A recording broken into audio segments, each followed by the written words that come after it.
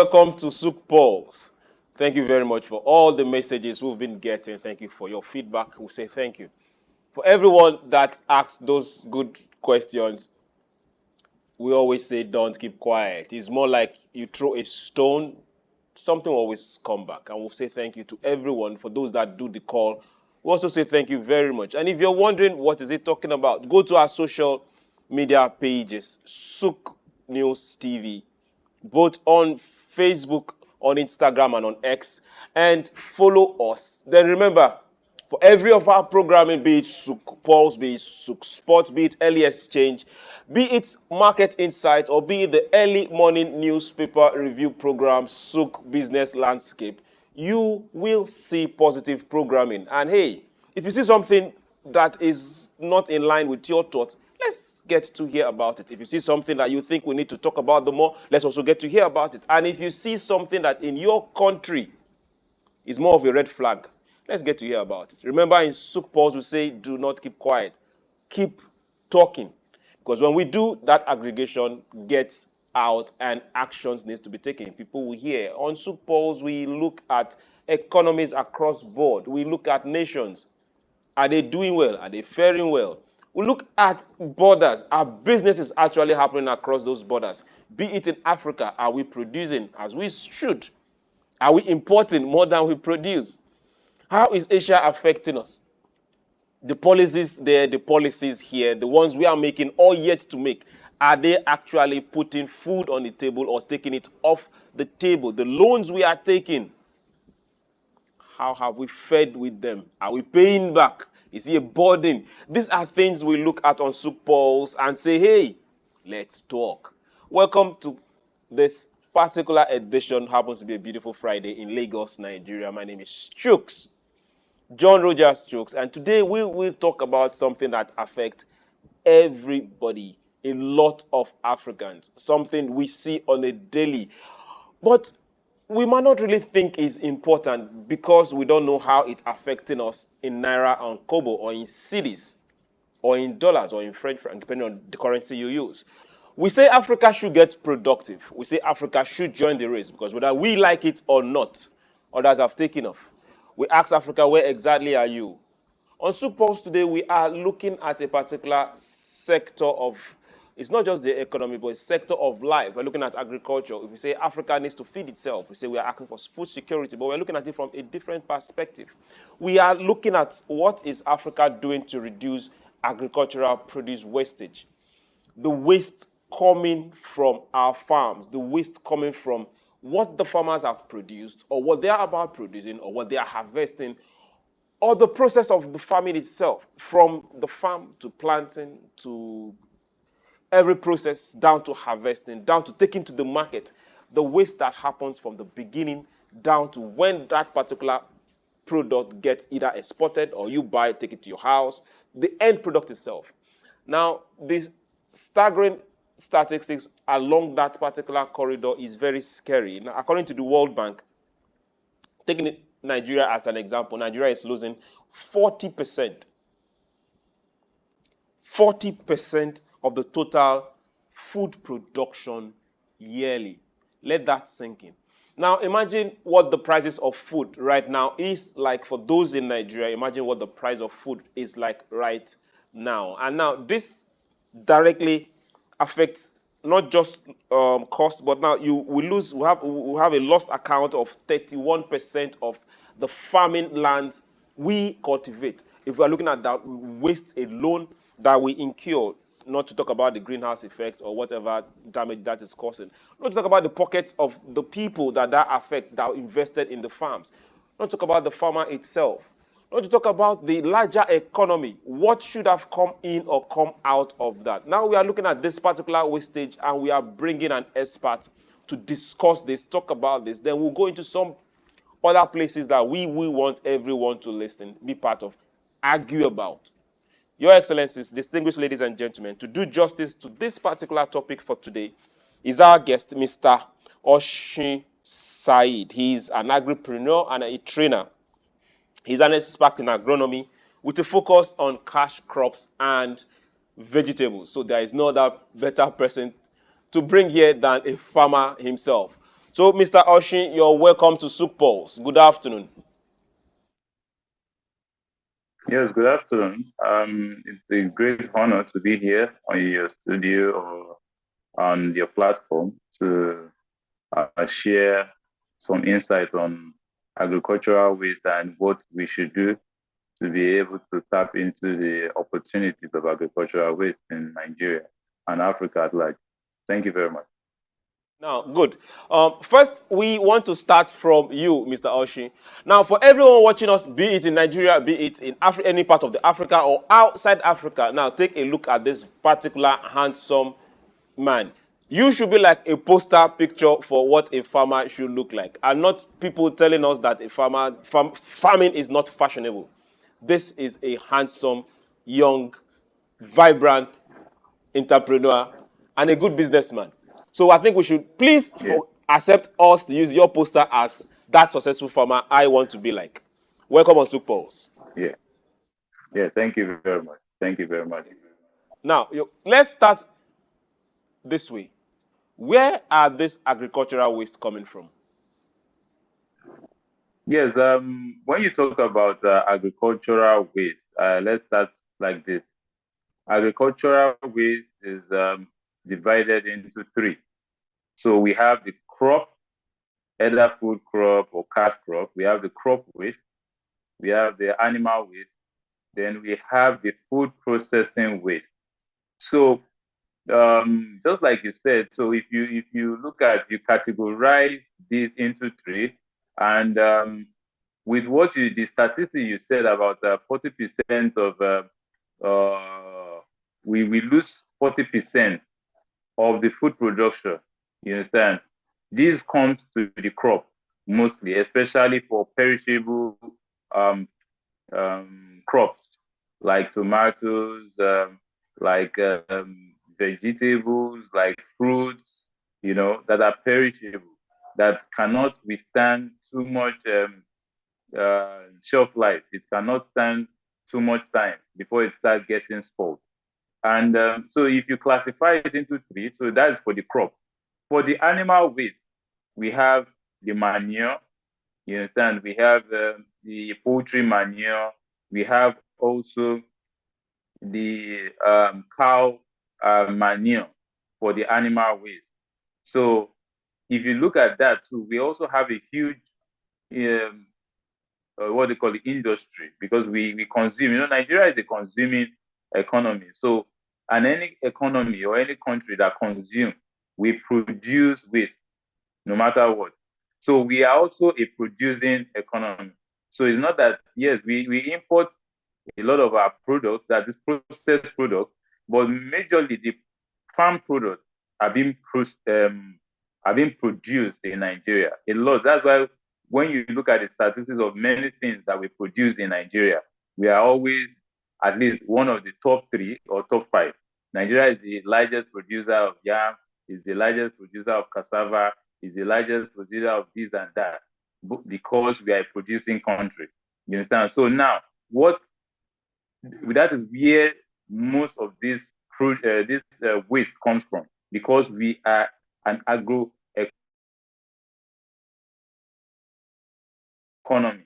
You understand? So for us to now tap into all those value chain of waste, then we need a lot of infrastructure to be in place.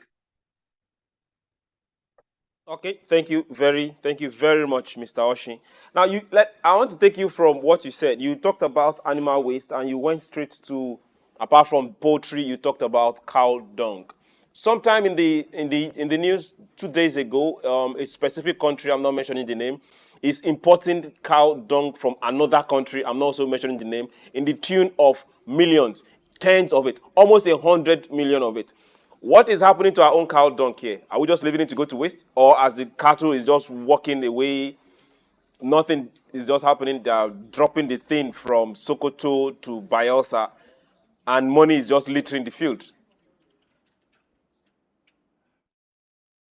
Not structured in the animal subsector of agri.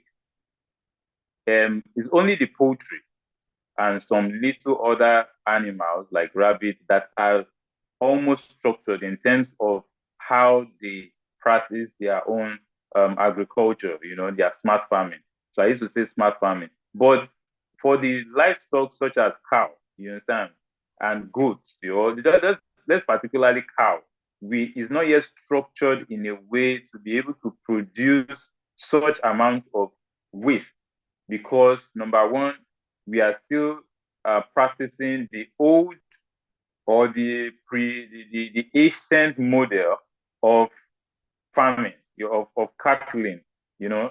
But if that is why we always have this clash between the herdsmen and the farmers because they are most times on the move.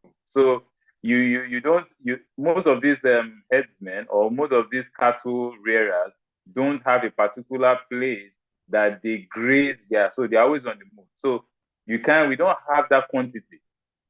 You understand? Apart from those places where they process. So we can get such quantity from abattoirs where they process, where you get large stock of cattle, where they process. That is where we can get all this. If you go to Kara in Lagos State, in between Lagos and Ogun State, where you buy the cattle from the people there, you see a lot of them keeping, together there. Some people come from the north to harvest or to take advantage of this waste and for farming. You understand? So when you talk about waste and livestock waste, the ones we even have is not even enough for the production or for the people using it. You understand? Not to talk of now exporting outside because number one, we are not structured, and the little one that we have is being utilized. Let's talk about the cattle rearer themselves, the both the person that owns the cattle and the person that is assigned to move them across states. Do you think if Okay. they know that that dung that is littering the road from Kaduna to Nasarawa, or that they are littering the road from Sokoto all the way to Abia, can fetch them more money than the cattle itself? Do you think they will continue that movement? Should they not be Yes, informed I that there are think better means of making money? yeah, and I think there's a lot of we like say awareness or there's not enough information. There's not enough knowledge sharing in terms of um, giving or educating the local farmers about the existing and the money making practices. So, and that is why one of the practice that we do is that anywhere that we find ourselves in terms of farming, we try to educate and also engage the rural farmers in our community. So it is very key because most of them is lack of information. That is one. Number two is that how do you now convert or how do you the structure for them to now make sure that they tap into that opportunity? Yes, you might communicate with them or give them the training that you can make more money from this, but there are some, will I say, underlying practice they need to do, which they don't have the capacity to do. For example, if you say a Fulani headsman or a Fulani farmer should can make money or you finish training the person, it means he won't be moving his cattle, from one place to another. Now, when you restrict him from moving his cattle from one place to another, it means he has to feed the cattle. Where does he get the money or where does he get the feed to be able to feed the cattle? You understand? So he doesn't have the capacity in terms of financial capacity to feed. In fact, the feeds are not available like how you have feed for fish and also feed for poultry, because these feeds are not readily available. Nobody is into the business of producing or feed for cattle or for goats. Majorly, what people are doing is producing feed for poultry and for fishery. You understand? So that we will not make an economic or a business sense to him. Yes, he can make money from it, from the cow dung, but how does he now sustain himself before he start making money? You understand? So that is where the government needs to come in, and private sector also needs to come in to be able to unlock those opportunities. You have just opened up another form of opportunity in your statement. You said people are not Yes, interested, or it's not something that they've taken serious to produce feed for cattle, meaning hay.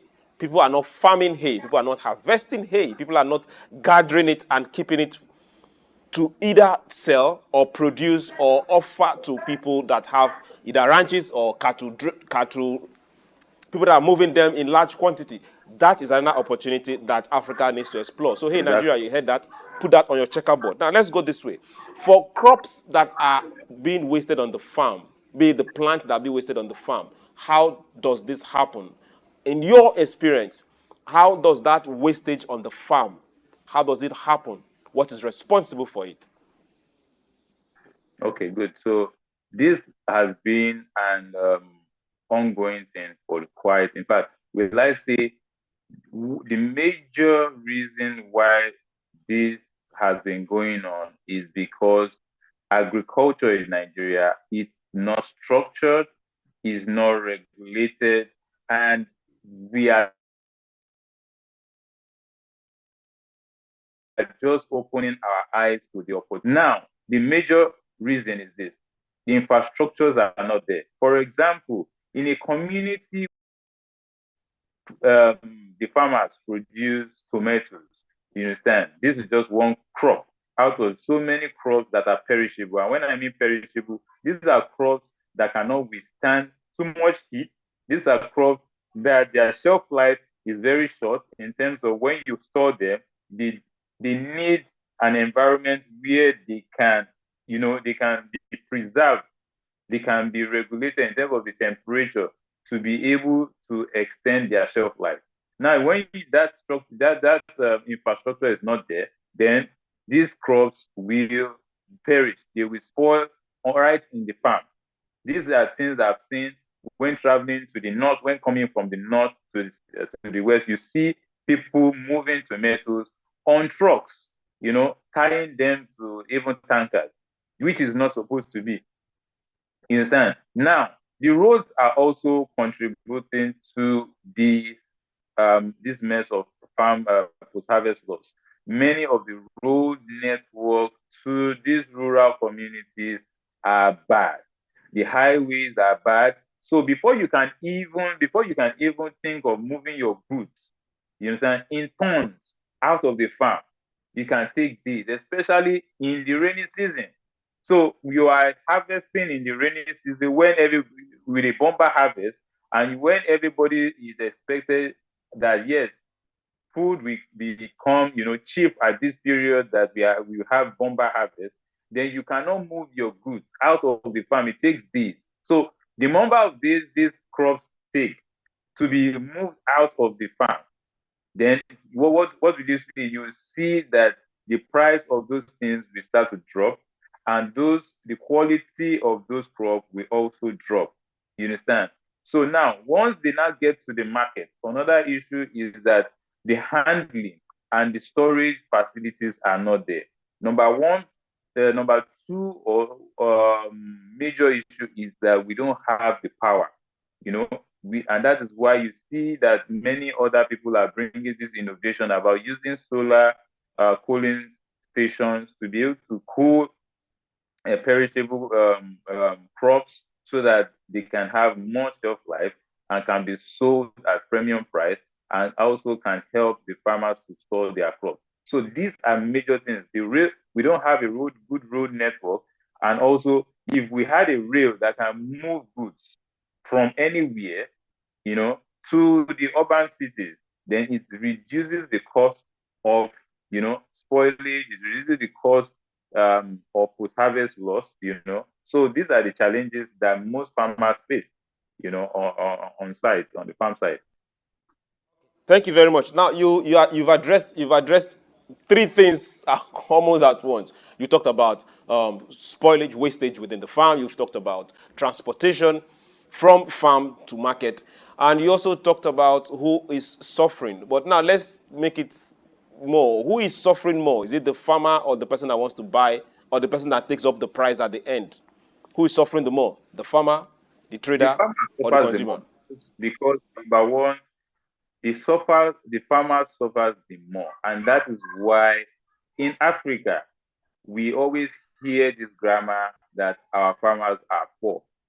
You go to advanced countries, you see farmers owning tractors, they have big farmhouse in their house and they have urban houses. But most farmers are poor because the infrastructure to drive and to make them profitable are not there. So you plant a 1 acre of tomato and you expect there's a standard crop yield you need to get from this tomato. You suffer to put all the input and effort to make at least the average expected yield. Now, when you want to harvest, you now find out that you're having challenges in moving your goods. So who is losing? It means that right from there, you start counting your loss. Cucumber, different perishable goods, orange,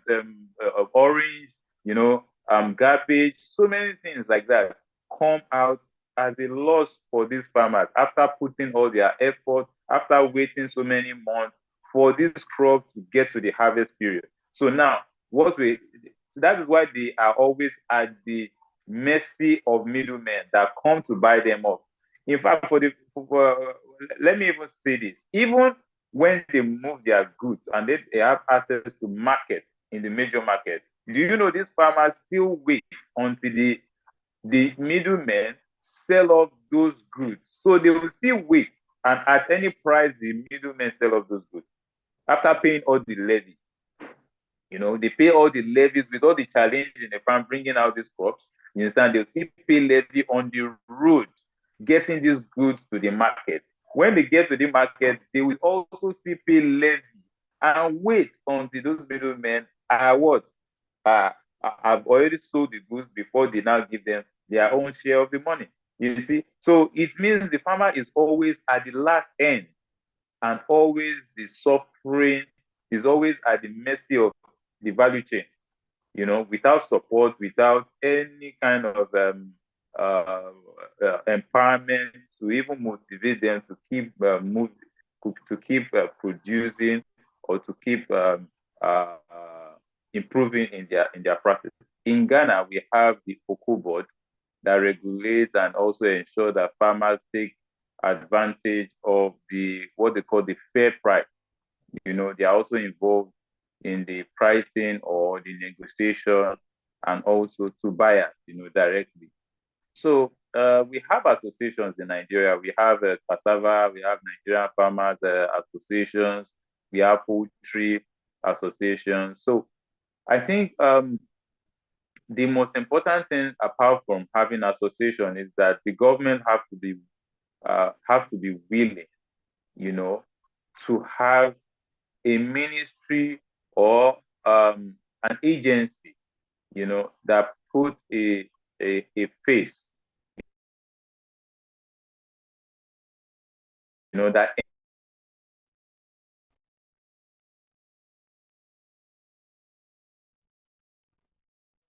Just, engage the oh, I farmer. think we For lost him example, again. We were still interview here farmers. and we were And asking when ourselves I mean direct questions. How can we get the farmer to get productive? can you hear me? Yes, he is already. Now, how can we be profitable? Yes, when he gets there, how can we Yeah, now stop yeah. the wastage coming from his farms? Now, we were looking at getting industries close to him. Oh, Mr. Oshin is back. Go ahead, please. Yes. So what I was trying to explain is that we need to have an engagement, a willing government that have a roadmap to where they want agriculture to be.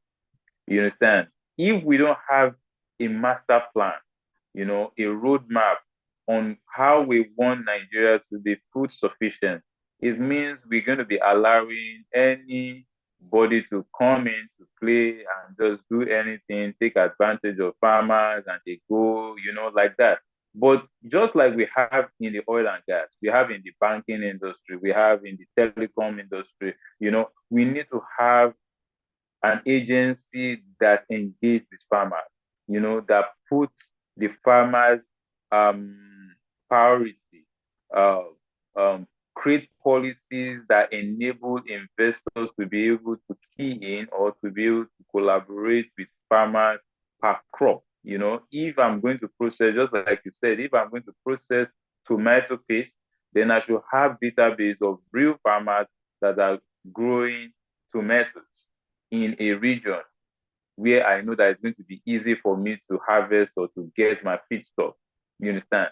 So if I'm producing juice, I should have farmers that are producing fruits that are going to enable me to produce my juice very well. There have to be a peer and peer with farmers and processing companies, but they need to have an agency that can also be an interface between investors and farmers. In that case, then we'll have a kind of a kind of policy that protects also the farmers and also the investors.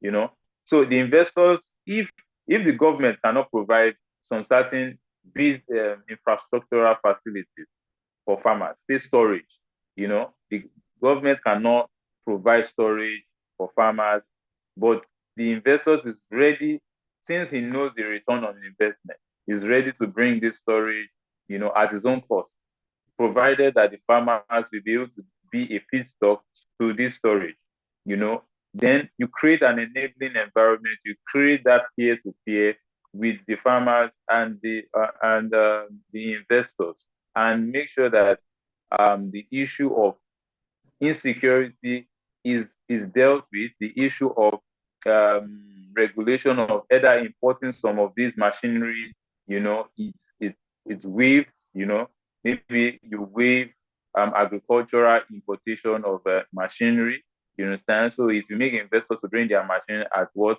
At free custom duty for a period of time. So these policies will enable investors to come in and knowing that there's a market in the country and outside. Thank you very much. Now let's look at this waste itself. You have a whole lot of experience farming vegetable and also cash crops. Then you've mentioned a whole lot about orange and the likes. Now let's look at this waste. Be it waste coming from fruits, be it waste coming from vegetables. Can this waste be used for something? Can they be utilized? Can they be recycled? Can they be converted to something else? That's a good question. Yeah. So waste generally can be converted into so many things. In fact, in this 21st century, we have a lot of innovation around waste. For example, the basic major thing that we can use this waste to do is that we can convert it into gas. We can actually convert the waste, the food waste, into gas and also into fertilizer, liquid fertilizer. So imagine there are people developing, there are young entrepreneurs, agripreneurs developing a biodigester that that farmers or farm owners can use, to, generate gas and fertilizer in their farm. So all you just need to do is that you buy your biodigester, they train you on how to feed it with the waste inside, and it works perfectly on your farm. So it will help you to reduce cost of buying fertilizer and also help you to reduce cost of even buying gas or even buying firewood, buying charcoal or whatever for your farm hands or farm workers on the farm. So you can integrate that gas into the farm water for them to be using for cooking. So imagine that. So also we can also in a large capacity, this farm waste can be converted into energy, in the community where it's being found. You understand? Then people have also, gone further to do more innovation into converting some of this waste. Food waste. Now, these waste are now like feedstock for biodegradable packaging. Now, you see people producing bags that can be, that can decay, because we want to face off plastic and petrochemical packaging because of the pollution is contributing to the drainage and the ecosystem. So now people are developing and looking for better ways of developing packs or packaging that can decay. So you see people doing developing packaging for banana waste. You understand? From mango, from sugar cane, you know, from what they call it, bamboo, from bamboo. So a lot of waste innovation are being derived from waste biodegradable products to develop biodegradable products. So apart from the waste, helping to store the waste to even get to the consumers, you can also use some of these to even produce some other products, that is going to be available and eco-friendly for the environment. Okay, thank you very much. Now let's look at this waste again and ask ourselves this particular question. What are agricultural waste costing Nigeria? What is it costing Africa? Let's put some figures to it. Let's put some digits to it so that it will smack us in the face. It's costing us a lot. Now, the figures I will rather put to it is this. Now, if you look at the malnutritional rate, the number of malnourished children in Nigeria, in fact, Nigeria is the highest in terms of, I think in Africa or in West Africa, we have the highest number of malnourished children. And we have a lot of waste that will have been converted into food for these children. So imagine we are able to save this waste from becoming waste. It will have been channeled to provide edible food for these children that are dying every day. You understand? Now, that is just one. Now, two is that in terms of power or in terms of costs of farm inputs, this waste would have helped us to save a lot of costs in terms of farm inputs, in terms of, for example, fertilizer, for example, gas within the farm community. So you can imagine there was a time that a company, contacted us from Sweden, and they needed cassava peel, the cassava peel waste. They wanted to use it to develop a biogas in their country when they had this issue with, they had the issue, when it's Russia and stuff, they called their gas. And so they were looking for other ways of, generating gas through waste. And they developed a way that they can use cassava waste to be able to feed their digester. So imagine sending tons of cassava, and we are the largest producer of cassava crop in Africa. We are the largest producer, and we consume a lot of cassava. So imagine able to convert all the waste that is generally gotten from cassava, shipping all these things to Europe. So you can imagine how much we are going to be generating. It means we'll be exporting waste, just like you were talking about the cow dung being exported to some countries. So there's a lot of things we can export. There's someone developing that developed waste, developed belts, as in edible belts from mango. You understand? So from even avocado fruits, people are making plates, breakable plates from avocado waste. You understand? So, and these things are just going, wasting off in many of these markets, even when they get to the market, because people cannot even, affordability is also there. And also even moving those things from the market to the consumer is also there. So there's a lot of challenge. There's a lot of challenge and there's a lot of opportunity that if the government sits down today and just take one crop and diversify this crop from the production to the waste opportunity, I'm telling you, it's going to disrupt the whole agricultural value chain. If it's just like cassava, just like I mentioned, we develop a kind of roadmap on how to add value from the food product to the waste. Just for cassava, you imagine how we can do for other crops too. For mango, for tomato, for avocado, for rice, for cashew, for cocoa, like that. So there's a lot. Even the pharmaceutical industry, even the cosmetic industry, they need some of these waste as their input to produce. For example, you have cocoa, the residue, the cocoa pod itself, when it becomes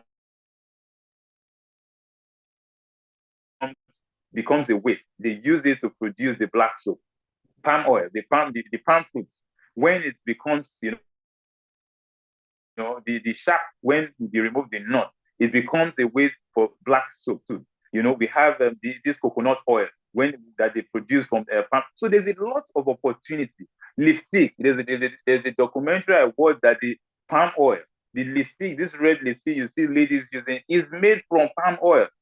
So there's a lot of, it's not just about food alone, it's not just about the energy and also the fertilizer, but other industry also need some of these things. So we need to tap into it. We need to tap into it. There's a lot of business opportunities, a lot of commercial value opportunities in agriculture if we really diversify and break it down into different subsectors. More question, and we will call it a break on the show today. But now let's look at this. We've talked about government. We know the farmer is the starting point. We've talked about middlemen. We've talked about the market. We've talked about investors. We've talked about consumers. Now, of all these five, who has the responsibility, or who should we push the responsibility to tackle this waste, to stop this waste, to reduce this waste? Whose responsibility is it? It's always the government. The government have a due duty, the supreme duty to help to drive a visionary way of mopping out waste because it creates jobs. Because when you have more youth that are jobless, and there are opportunities where you can use these youth, then it is the government that needs to strike and even create that enabling environment or create that roadmap. We are not saying the government should do everything. The government cannot do everything, but they should just create the roadmap, the policies, the enabling environment for entrepreneurs or for investors to be able to strive in an economy that is stable. You understand? So that is the government. The government needs to be visionary. We need a visionary government that can see 20, 50 years that this is what we want to do. These are what European countries are doing. European countries, 10, 20 years, they want to phase out petroleum, what they call it, and electric. They want to phase out using plastic bags and bring it biodegradable. So there anything innovative. People are going to the lab. We have research every now and then, encouraging youth to be able to develop things out of the blues. And they support them with funds. They support them with what they need to achieve this. It's not as if we don't have it. In the research institute, we have a lot of people that have dropped their research in the research institute, but there is no funding to be able to produce this thing in commercial value, and that is what is lacking. So the government has to be visionary in anything they want to do. We've had Mr. Oshin Said. He's an agripreneur and a trainer. And indeed, he's an expert in cash crop and vegetables. I like that part. We didn't have enough time. We could have really dealt some some good talk on the vegetable issue. But I know this is just the first time you're coming on SOUQ Pulse, and we will invite you again. Once again, thank you very much for coming on SOUQ Pulse, Mr. Oshin. Are you there? Yeah, yes, thank you very much. It's nice having me here. It's a great honor. Thank you very much. Thank you very much. Now, to everyone out there, remember, I will always say this, when it comes to agriculture, we are all responsible. We all have a role to play. You must not go to the farm, but make sure you have a representation in the farm. If your money is not representing you, then make sure you're talking to somebody to get to the farm. Because when hunger strikes, it affects everybody. Don't think you have the entire money to buy the food you need. The hungry person will wait for you on the road. If he doesn't see you, he'll wait for your child. So we need to feed Africa. We need to get productive. When we are fed, then we can export. We are running a race, but for us to run that race, we need to be fed. And we must feed ourselves and not depend on others to import food and spend the foreign energy we don't even have in the first place. It's SOUQ Sports Pulse, to be precise. And once again, we will do this on Monday.